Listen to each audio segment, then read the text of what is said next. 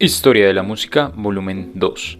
Hoy vamos a hablar de un genio del sonido, un creativo e innovador musical, un ídolo y uno de los principales, si no es que es el más importante dentro del género del jazz. Hablaremos de Louis Daniel Armstrong, también conocido como Satchmo o Pops. ¡Louis Armstrong! Sobre el 4 de agosto de 1901 llegaría al mundo un genio musical, en el sitio perfecto y en una fecha precisa. Solo el pasar del tiempo le permitiría entender poco a poco cómo todo desencadenaría en algo increíble. Arranquemos con un dato curioso. Louis afirmó por mucho tiempo que su fecha de nacimiento fue el 4 de julio de 1900. La razón que suponen varias personas es que adelantó su edad para poder acceder a los sitios que pedían 18 años en adelante. Con menos de un año de edad, Louis fue abandonado por su padre. Por otra parte, su madre era prostituta y tomaba demasiado, una cuestión que la llevó a alejarse del cuidado de la hermana de Louis y de este niño. Un niño que vagabundeaba por las calles de Nueva Orleans y a sus 7 años ya había conseguido su primer empleo para una familia judía de inmigrantes rusos, llamados los Karnofsky. Ellos fueron los primeros en ver el talento de Louis. Para esta época en la que el pequeño Louis iba creciendo, Nueva Orleans era la capital musical de Estados Unidos. A sus 11 años fue capturado por disparar una pistola al aire mientras celebraba el Año Nuevo. Este hecho lo llevaría a un hogar llamado The Colored. Aquí fue el primer sitio donde Armstrong tocó un instrumento, entró a la banda del lugar y al mes y con tan solo 13 años ya era el director de esta. Tras su salida del hogar, Louis ya contaba con fama de virtuoso dentro y a las afueras de la ciudad. Mientras Louis jalaba carros de carbón y cantaba en tabernas de mala muerte, en la ciudad estaba surgiendo el jazz. Con 16 años subió a un barco y así empezó a alejarse de su lugar de nacimiento al trabajar como segunda trompeta. Este periodo viajando sobre el agua fue descrito por el músico como un periodo equivalente a pasar por una universidad. King Oliver, un músico de gran renombre en el jazz, había apoyado al joven Armstrong desde que tenía 15 años. Sin embargo, sobre sus 19 años le contactó para un empleo en Chicago. Allí, el joven Armstrong trabajó junto a su ídolo, grabó y escribió sus primeros solos de música.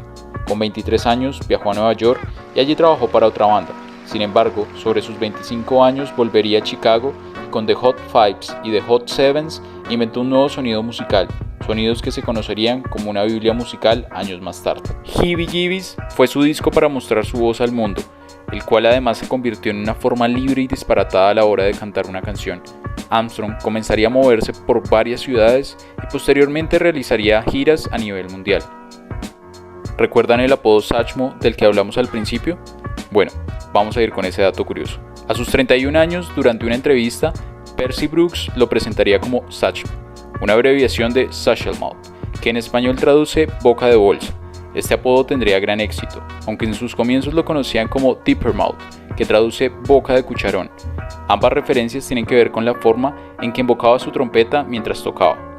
La situaba sobre sus labios de tal forma que tras muchas horas de interpretación surgía en su labio superior una hendidura, de ahí el término Dipper Mouth.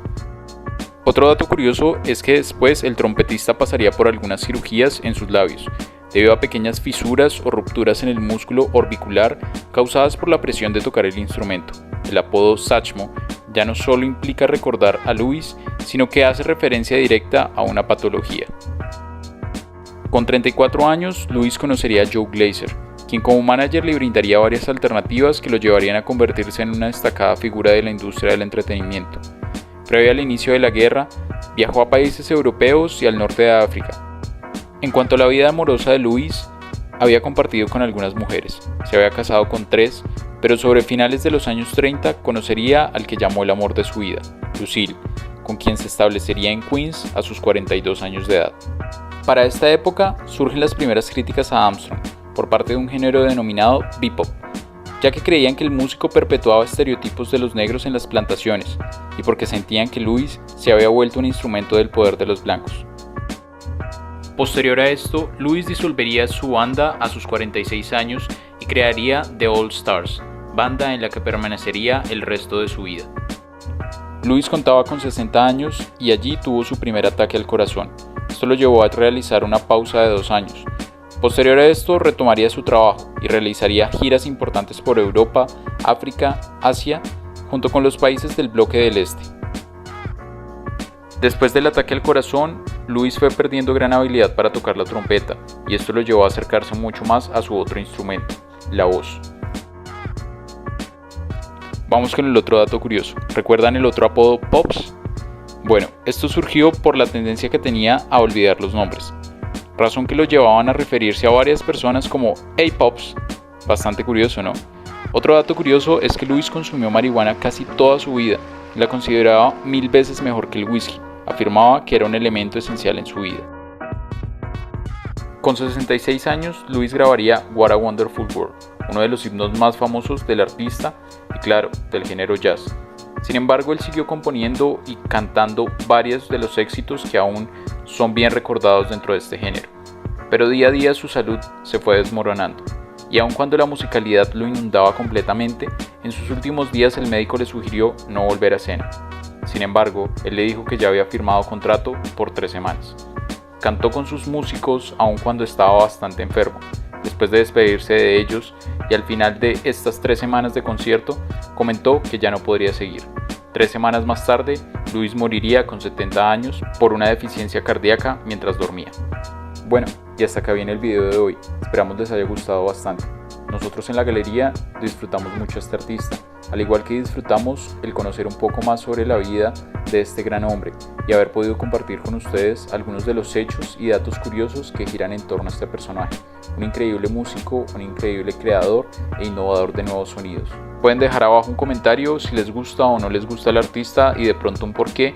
Si les gustó el video déjense un like, si lo quieren compartir nos ayuda bastante, si se quieren suscribir a la galería háganle de una y nada, nos vemos en el próximo video. Un abrazo.